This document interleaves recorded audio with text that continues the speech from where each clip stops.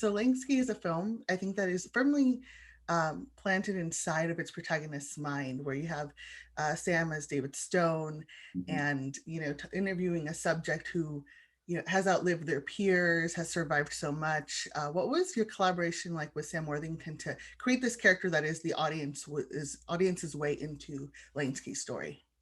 Well, I mean, the reason that I think Sam Worthington's character is very interesting because it helps the movie give that emotional arc and gives it a point of objectivity that I needed as a filmmaker. When I did the movie, didn't want a guy telling his story and then we cut back to the scenes of the past. But I was really personally also looking at it in a very objective way. I took the historical information. My father interviewed Mayor Lansky, so I read his transcripts and everything. His character, David Stone, is based on my father's interview with Lansky before he died. Yeah. So that was actually the catalyst for this whole movie. My father wrote a book about gangsters. He's a very well-known history professor, so I had that bug in me, and specifically the Lansky character. But yeah, I mean, working with Sam throughout with the character, it was important for us to get at his emotional arc with the family and that fatherly figure that he had with Lansky throughout the movie. But in a sense, through his character, I also understand that he's being an objective about it to a certain extent. So I think that was very helpful. And Sam is an amazing actor. I mean, when I remember when we were shooting the movie, I walked into his trailer. I saw like the screenplay like placed out like across the wall with lines, and there's like a crazy genius, mapping out his character arc. And it was a lot of fun working with him. He's a really, really good actor. Very, very. He has a great work ethic, and yeah, I mean, we explored, and it was an amazing experience. It's really awesome to know that Davidson was inspired by your father. That's so cool. Because definitely we get a lot of other movies where it's from the perspective of Lansky, or usually you have the stories that are more obvious, like centering Malone or Luciano and stuff. Yeah. Without and you do something without those characters sort of taking the spotlight. um, like through having him have those interactions with his family that also kind of mirror David's interactions with their family. Was it important for you in the cinematic way to photograph the film and and Lansky's past just as real as the present day that we're also seeing?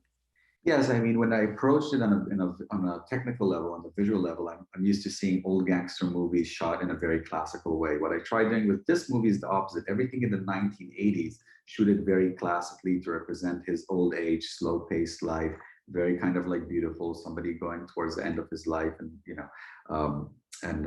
and the first part of the movie, the 1930s and 40s, I wanted to shoot more in a modern way, more realistically, to give that energy, to show his violent past, to give youth to those scenes because they were much younger back then, and use handheld cameras. So I tried doing as much as possible. Again, we shot the movie in 20 days.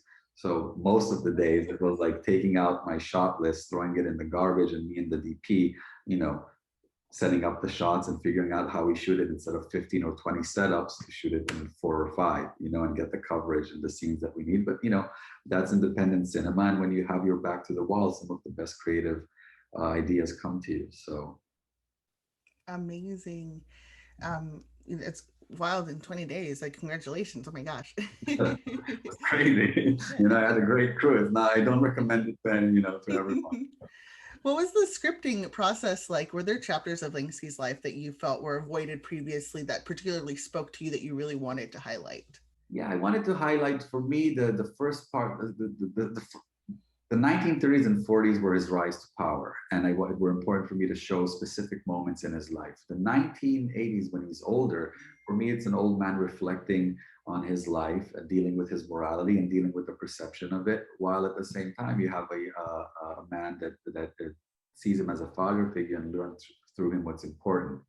Um, so yeah, I guess both of those elements. Is that what that was the question? Like, kind of like got. Yeah, yeah, for sure. Yes. With Harvey Keitel, such an amazing job. Oh my goodness. Amazing. He's a Definitely, legend. he's such a legend. He's also a great.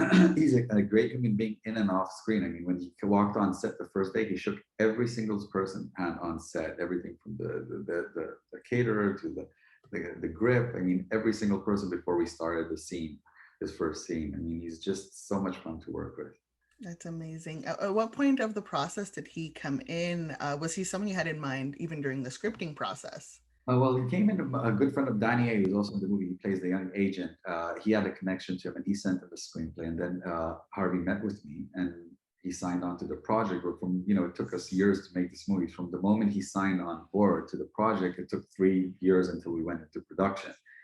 And he lives near me in New York. So I used to see him in the street. So the first year I'm like, hey, it's the director of Lansky. He's like, hey, great. The second year it's like, hey, the director of Lansky. He thought I was stalking him already. 3 years this guy is running after him. We're shooting the movie. When we finished shooting the movie, he gave me a book that about Kazan, and he wrote inside to dear Eytan, to my friend Eytan, the only stalker I was ever happy that caught up to me. Because he was.